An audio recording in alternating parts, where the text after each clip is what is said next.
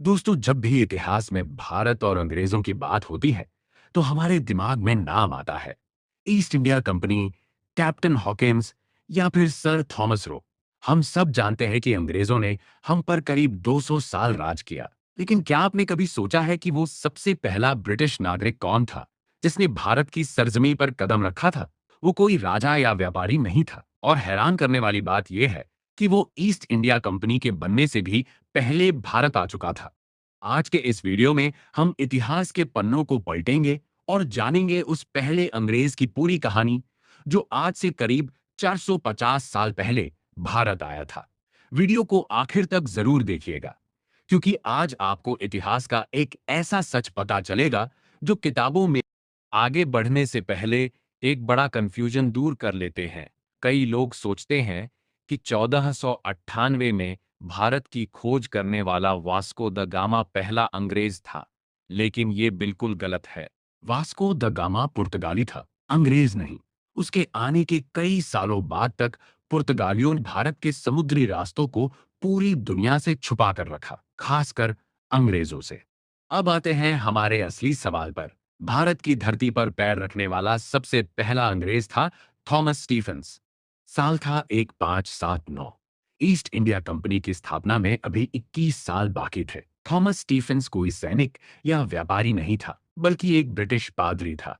वह पुर्तगालियों के एक जहाज में सवार होकर अक्टूबर 1579 में गोवा के बंदरगाह पर उतरा। उसने भारत में रहकर कोंकणी और मराठी भाषा सीखी, और यहां तक कि मराठी में क्रिस्ट पुराण नाम का एक महाकाव्य भी लिख डाला। थॉमस स्टीफेंस ही वो पहला ब्रिटिश शख्स था जिसने चिट्ठियां लिखकर इंग्लैंड में अपने पिता को भारत की अमीरी और संस्कृति के बारे में बताया था।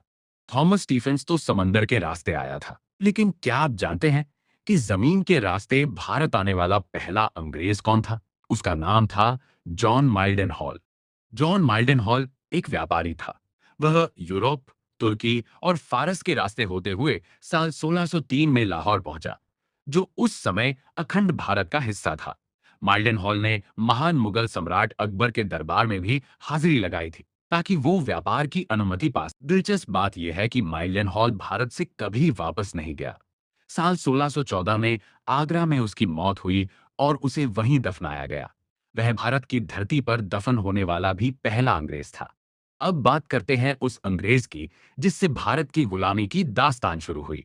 साल 1608 में ईस्ट इंडिया कंपनी का पहला जहाज भारत के सूरत बंदरगाह पर पहुंचा। इस जहाज का नाम था हेक्टर, और इसका नेतृत्व कर रहे थे कैप्टन विलियम हॉक।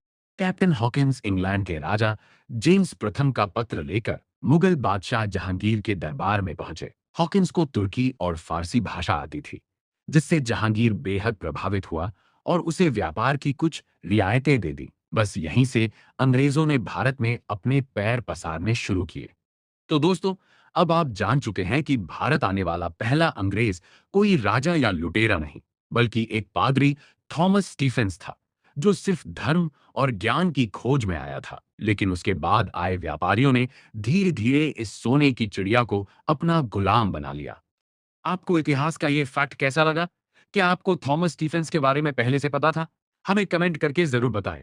अगर वीडियो पसंद आई हो तो इसे लाइक करें, अपने दोस्तों के साथ शेयर करें, और ऐसी ही और ऐतिहासिक जानकारियों के लिए हमारे चैनल को सब्सक्राइब करना ना भूलें। मिलते हैं अगले वीडियो में, तब तक के लिए धन्यवाद।